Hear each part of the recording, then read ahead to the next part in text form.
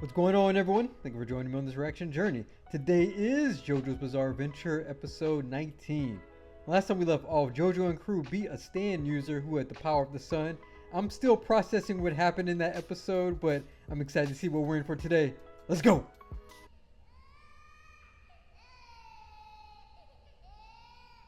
Okay, that's Kakyoin. He's sleeping. That's terrifying. He's awake and still hears the baby. Nah. I don't like this.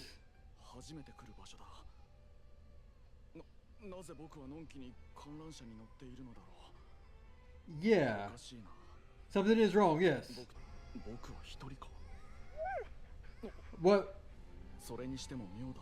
Yeah, I don't trust the dog. Balloons? Are we getting clowns? Stay away. Stay away, green balloon. Death 13. A Grim Reaper is it is moving. Whoa! Ooh, the dog! Oh man!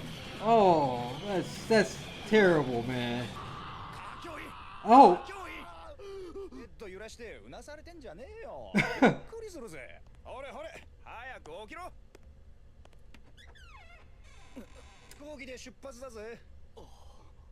Oh.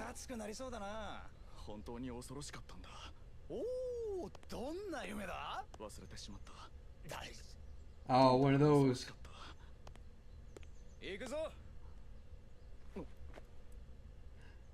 No.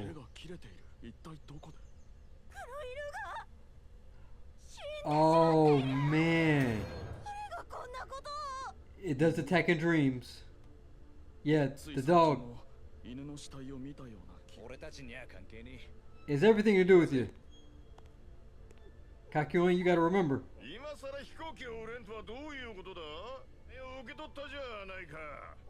Oh, took the money?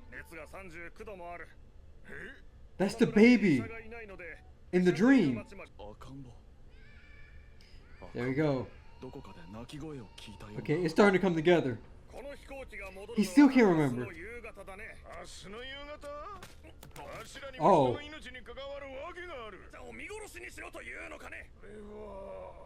It's a baby.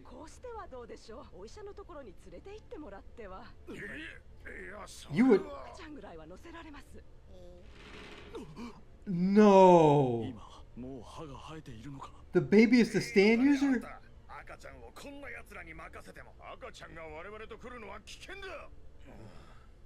Don't bring that baby. Oh man. Don't bring the baby.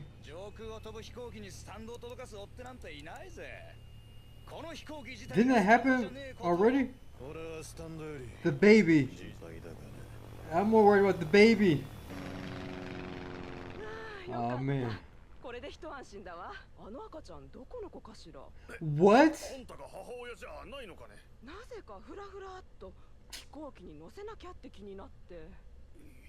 It influenced how she was thinking. Alright. Staying on a Plane Part 2.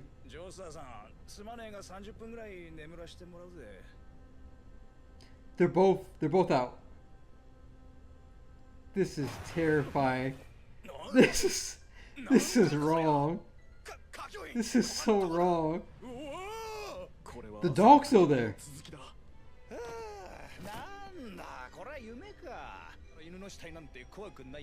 That's the same dog you've seen in the real world.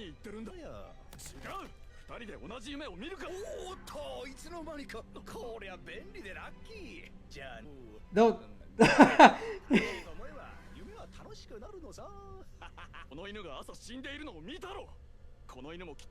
Yes.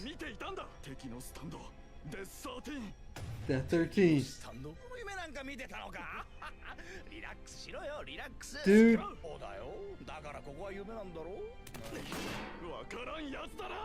He's getting mad. Oh boy. Hey. Oh. What's it? Oh, was he licking worms? He can't summon stands. Yeah.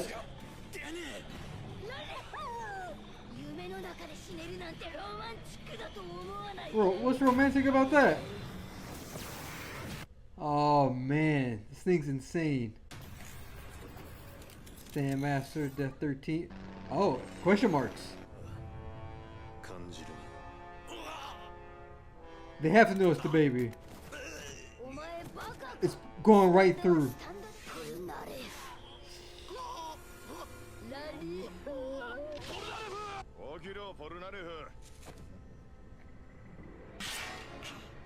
Did Jotaro saw?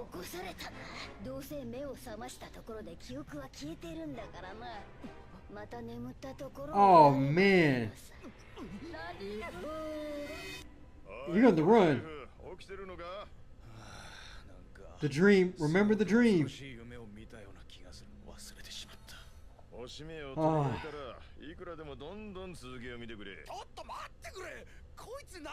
What?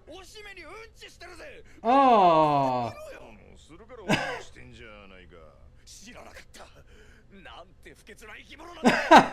What a vile creature.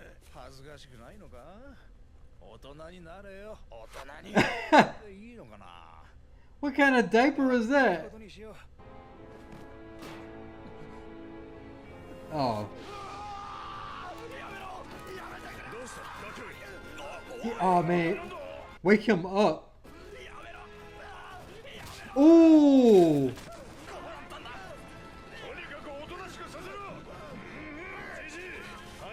Come on.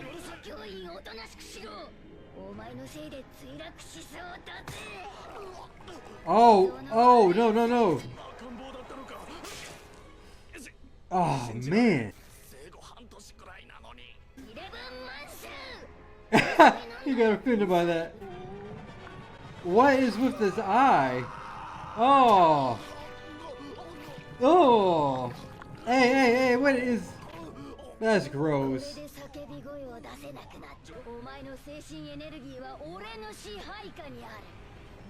Oh, man. That's a dangerous stand. The eyes are walking. The eyeballs are walking.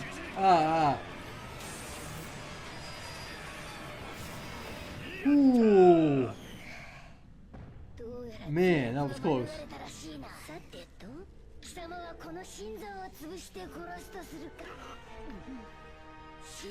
Come on, Kakon, you gotta get out of this. Joseph. Why is there... What? Crash site.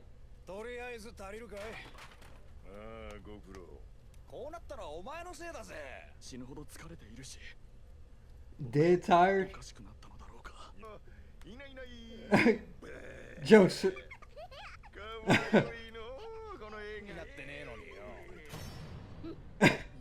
Oh. That evil baby.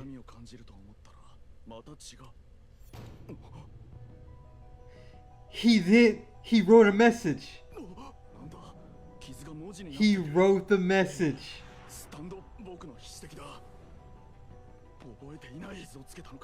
Come on. Tell the others. Yes. Oh, man, look at that face.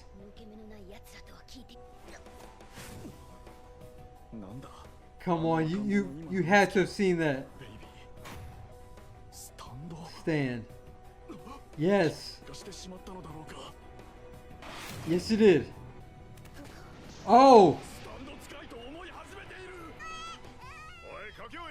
Ah. Show me your arm. Why won't he?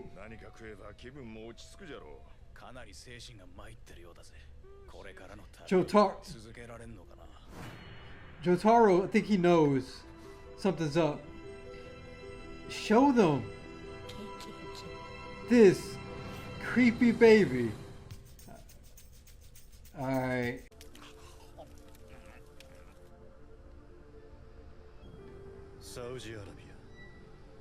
Why is Jotaro's by himself?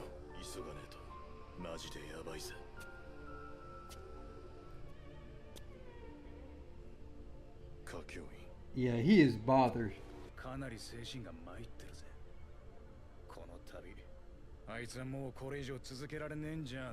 He can't just.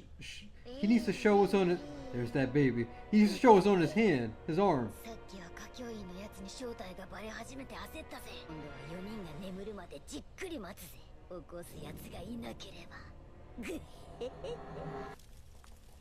Whoa, creepiness.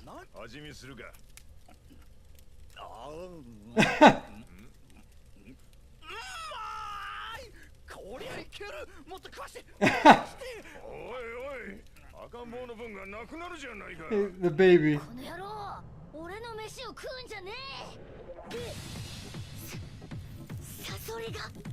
Oh, the scorpion. Nah, he's not moving like a baby. Guys, come on. Tell the others. Tell the others.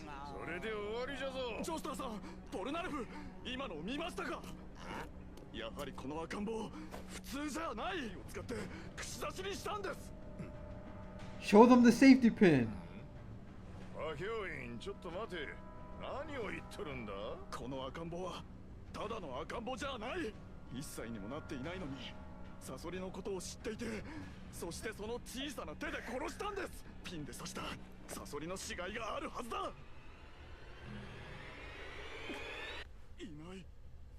Where is it?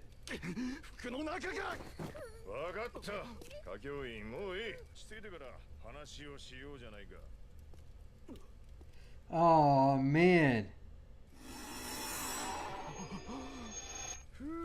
I think Jotaro.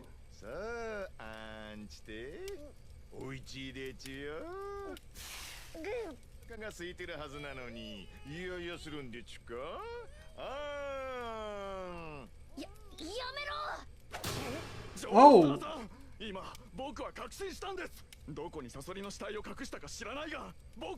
Yeah. Thank you.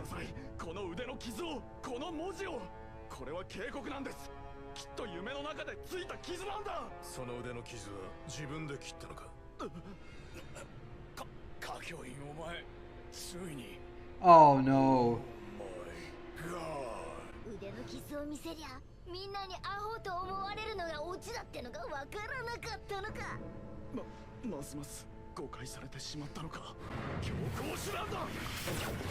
Oh, he's going for it. Oh no. Oh, KO'd him.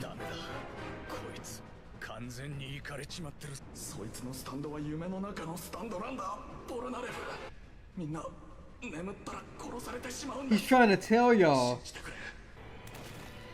He's out.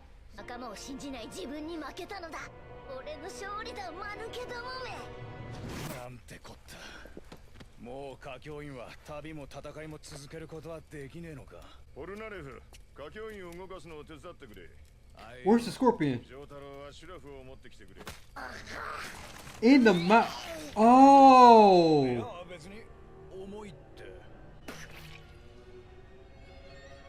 This baby is crazy. Resourceful, but crazy. Jotaro, he's up. Oh crap.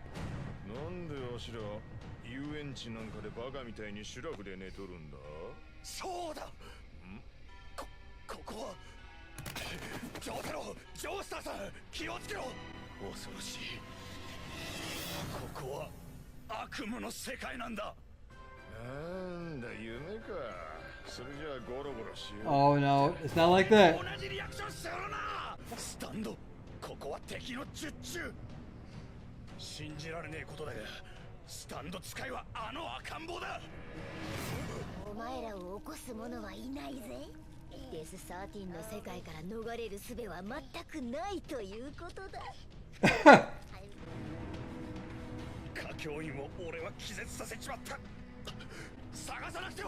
Trying to find, yeah.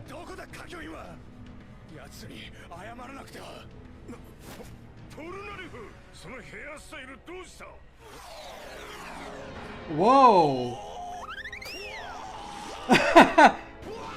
No! Oh no, his robot hand.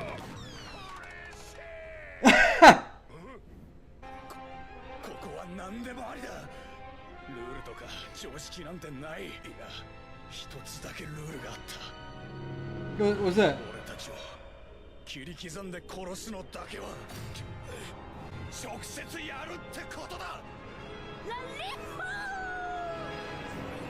Oh man.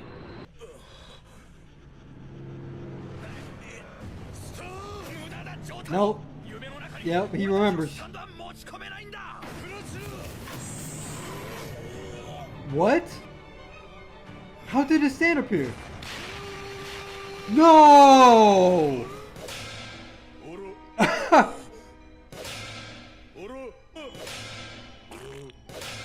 What is going on?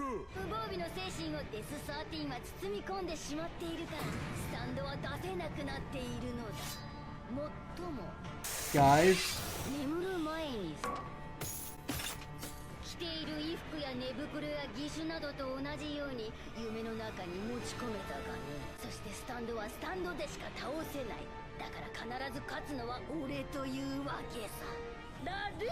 wait. No. Oh, Kakyoin. Wow. Yeah. What's his hair like that? Smart. Baby. Nah.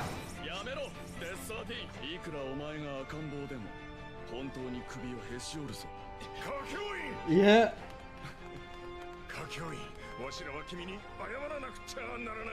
Yes, y'all do.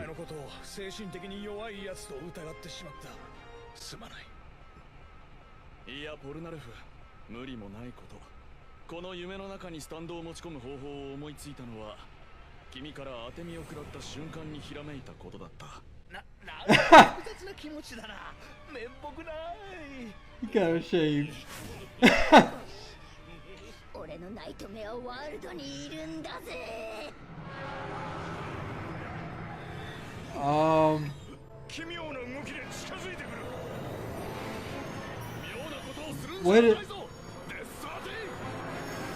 What is it forming?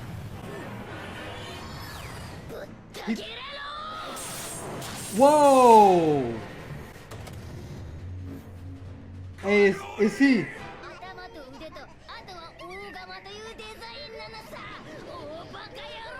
Man. What?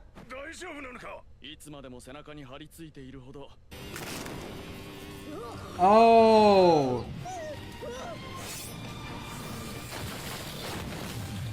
Okay, it's over. It's over.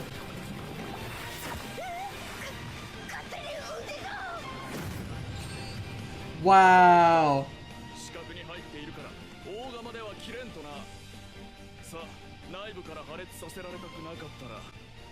That's true. Yeah. He negotiated. Ooh, look at his breakfast. Time to get up, rise and shine.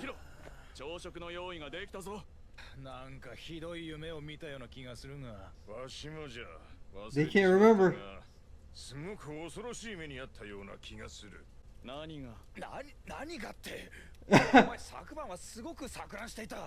Oh, they really don't remember.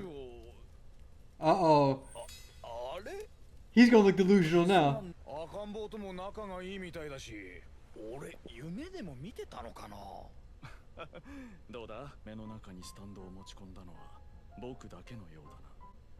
That's why he remembers.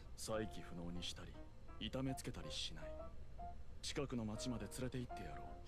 母親のところへ帰るんだな。しかし二度と我々のそばに近づくな。こんな風な罰をな。No! No! Oh! ベビーフードまで作ってくれとったのか。どれ Joseph, stay away from that. 腹空いとるだろう。 No! さあ、おいちいでちゅよ。 No! Oh! したら余計に嫌いになっちまうぜ。こういう場合はだな。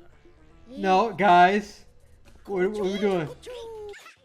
Oh, gross. おいしいだろ。ちゃんちゃん。Nice.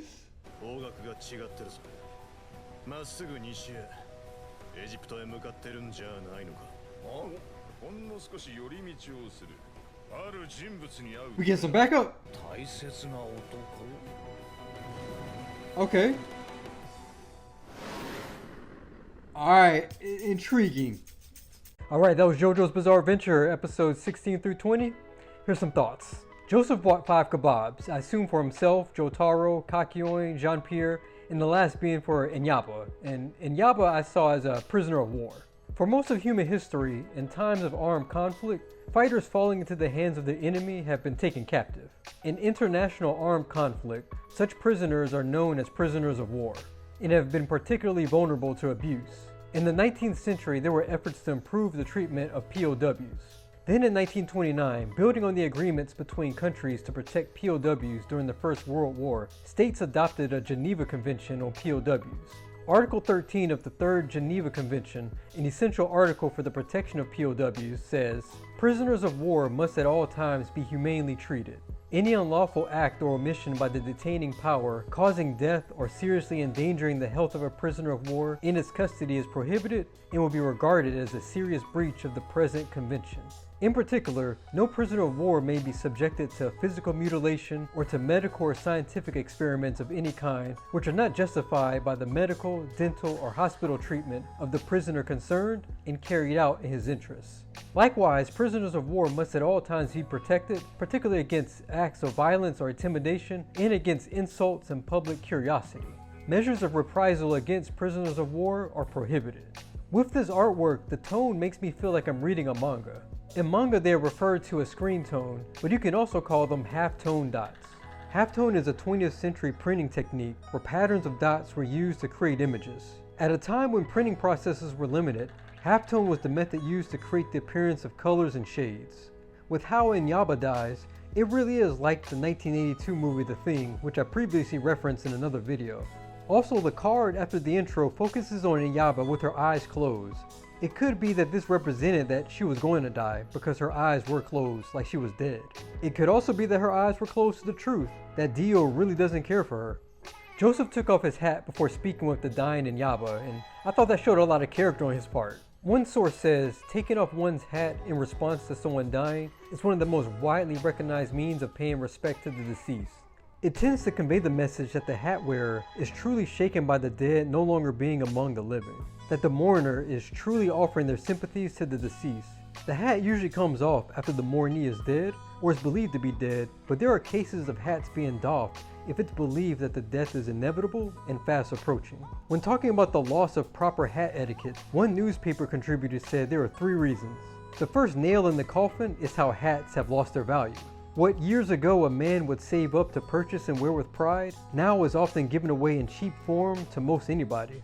Another chink in the armor for hat etiquette comes on the heels of how there are no longer hat racks at entry points in homes, eateries, or shops. In the past, one entering a room would find a convenient place to hang a hat right there. The third contributor to the demise of hat etiquette is most sad of all, and it is just a sign of the general decline in the proper instruction of manners from one generation to the next. Years ago, he had shown a dying Wamu respect, and here, even in her final moments, when trying to get essential information about Dio from her, Joseph took off his hat in front of the dying Enyaba. When Dan had a refreshment after Enyaba died, it showed a few things. For example, he doesn't care about taking the lives of others, and he's overconfident. Dan took Joseph's money first, then Jotaro's money, Jotaro's watch, and basically took Jotaro's dignity when he walked over him and made him steal. From the beginning, Dio has been taken from the Joestar family. Jonathan's father died because of Dio. Jonathan died because of Dio and couldn't get a happy ending with Irina. Dio even took Jonathan's body. So this idea of stealing from the Joestar family, particularly taking something of value from the Joestar family, it continues to this day. Kakyoin and Jean-Pierre stands go inside of Joseph. It does seem figuratively that Kakyoin and Jean-Pierre have joined the Joestar saga. It could also bring to mind The Incredible Shrinking Man, a 1950s story about a man who continually shrinks until he's microscopic. There's also another film in 1981 called The Incredible Shrinking Woman. Dan said, "You make a nice human bridge, Jotaro." This can actually apply to people. If something or someone acts as a bridge between two people, groups, or things, they connect them. Shoe shines are losing some luster. Once a common practice, the tradition of getting a quick polish from a rag-toting shoe shiner has become more of a rarity, and many stands have disappeared across the country. The decline has been exacerbated by the pandemic, remote working, and the rise in popularity of more casual workwear. Jairo Cardenas is also feeling the pinch. Business at Alpha Shoes Repair Corp, which he's run for 33 years, is down 75% compared with prior to the pandemic. He's down to one shoe shiner from the 3 he employed before the pandemic. His shoe shiners used to shine 60 or 70 shoes a day. Now a good day is 10 to 15 shines. Jotaro wrote down the things Dan made him do. It's a good character moment. I think if Joseph was in his shoes, Joseph would have kept a mental note as opposed to writing it down. Regarding Aesop's fable, the stand said, "The tortoise beat the hare because the tortoise knew his own psyche and abilities better than anyone." That is one way to look at it. Most agree on a common theme, that slow and steady wins the race. One I like is determination and consistency triumph over arrogance. In Aesop's fable, this allegory, the hare was making fun of the tortoise one day for being so slow. "Do you ever get anywhere?" he asked with a mocking laugh. Dan has a lot of similarities to the hare. The hare was soon far out of sight, and to make the tortoise feel very deeply how ridiculous it was for him to try to race with the hare, he lay down beside the course to take a nap until the tortoise should catch up. We see here Dan was mocking Jotaro, spending the day with him, forcing him to do undignified things for his amusement. The tortoise meanwhile kept going slowly but steadily, and after a time passed the place where the hare was sleeping. Jean-Pierre and Kakyoin, they ran into resistance, but they never gave up. When at last he did wake up, the tortoise was near the goal. The hare now ran his swiftest, but he could not overtake the tortoise in time. After realizing that his stand was defeated, Dan, like the hare, was desperate. Jotaro taking his time to steal the bracelet was a good moment because it showed how weak Dan is. The moment he's no longer in control, his facade shifts and he gets angry. We as an audience don't need exposition. Jotaro didn't have to comment on that. The audience can see for themselves. I'm not a psychologist, so with that said, Jotaro and Dan, their scenes could be seen as commentary on abusive relationships in general. The abuser needs to be right and in control. The abuser is hypersensitive and may react with rage. We see that with Dan trying to control Jotaro. You may not realize that abusers feel powerless. They don't act insecure to cover up the truth. In fact, they're often bullies. The one thing they all have in common is that their motive is to have power over their victim. The stand reminds me of a combination of the warriors from Dragon Ball Z's World's Strongest and the villain from Dragon Ball Z Wrath of the Dragon. Jotaro said, "The next time I see you, I'll punch you 1,000 times. He turned his back on Dan, but then Dan had to run his mouth. Jotaro turned around once more and seems to have kept his word. I'm going to assume those were 1,000 punches.